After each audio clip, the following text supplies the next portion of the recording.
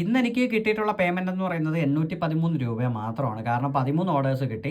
Luckily 13 orders എനിക്ക് കിട്ടി. അങ്ങനെ ഇൻസെൻറ്റീവ് 200 രൂപ എനിക്ക് കിട്ടിയിട്ടുണ്ട്. സോ 4 മണിക്കൂറും 55 മിനിറ്റ്, എറൗണ്ട് 5 മണിക്കൂർ ഞാൻ എന്തായാലും നിന്നു അത്യാവശ്യം. സോ ഓർഡേഴ്സൊക്കെ കുഴപ്പമില്ലാത്ത ഓർഡേഴ്സായിരുന്നു. വലിയ രീതിയിൽ അങ്ങനെ നമ്മളെ തേച്ചില്ല. പക്ഷേ എന്നാലും കുറച്ച് നേരം വെയിറ്റ് ചെയ്യിപ്പിച്ച് കറക്റ്റ് 13 ഓർഡറെ കൊണ്ട് നിർത്തി. കറക്റ്റ് 13 ഓർഡർ ഈ പറയുന്ന 12 മണിയാവുന്ന ഒരു ടൈമിൽ കൊണ്ട് നിർത്തിയായിരുന്നു. അതിൽ 1-2 ഈ പറയുന്ന കസ്റ്റമേഴ്സ് ലാഗ് അടിപ്പിച്ചതും റെസ്റ്റോറൻറ്റ് ലാഗ് അടിപ്പിച്ചതും ഒക്കെയാണ് നമുക്ക് ടോട്ടലി പണി കിട്ടിയത്. ഇപ്പോൾ 12 മണിക്കാണ് ഞാൻ ഇറങ്ങിയത്. കറക്റ്റ് ഫസ്റ്റ് ഓർഡർ അടിക്കുന്ന 12 മണിക്ക്, പിന്നെ 12:42, 1 മണി, 2 മണി. സോ ആകെ 4 ഓർഡറാണ് എനിക്ക് രാവിലെ അടിച്ചത്. പിന്നെ അത് കഴിഞ്ഞിട്ട് വൈകുന്നേരം അത്യാവശ്യം ഓർഡർ കിട്ടി. ബാക്കിയുള്ള ഓർഡർ മൊത്തം എനിക്ക് വൈകുന്നേരമാണ് കിട്ടിയത്.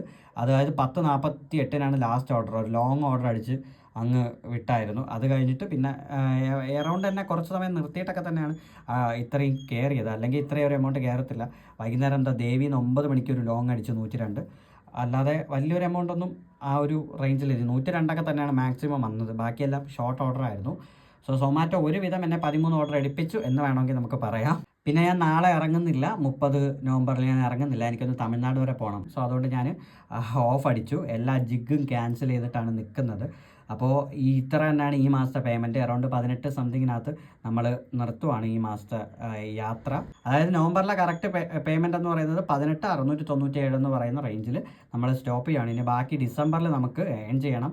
കാരണം 100 ദിവസം 1 ലാക്ക് ചലഞ്ചിൽ ഇപ്പോൾ വളരെ കുറച്ച് ദിവസം 22 ദിവസത്തിനകത്ത് 18 രൂപ ഏൺ ചെയ്തോളൂ. 22,000 23,000 രൂപ അടുപ്പിച്ച് ഏൺ ചെയ്യേണ്ട സമയം കഴിഞ്ഞു. അപ്പോൾ എന്തായാലും നമുക്ക് ഡിസംബറിൽ ഫുൾ ടൈം ഒന്ന് നോക്കാം. ഫുൾ ടൈം ആയിട്ട്, ഇതിപ്പോൾ പാർട്ട് ടൈം ആയിട്ടാണ് ഞാൻ പോകുന്നത്. ഞാൻ ഫുൾ ടൈം ആയിട്ട് ഇറങ്ങിയിട്ട് നമുക്ക് മാക്സിമം ഏൺ ചെയ്യാൻ പറ്റുമോ ഇല്ല നമുക്ക് നോക്കാം എന്തായാലും ഡിസംബറിൽ.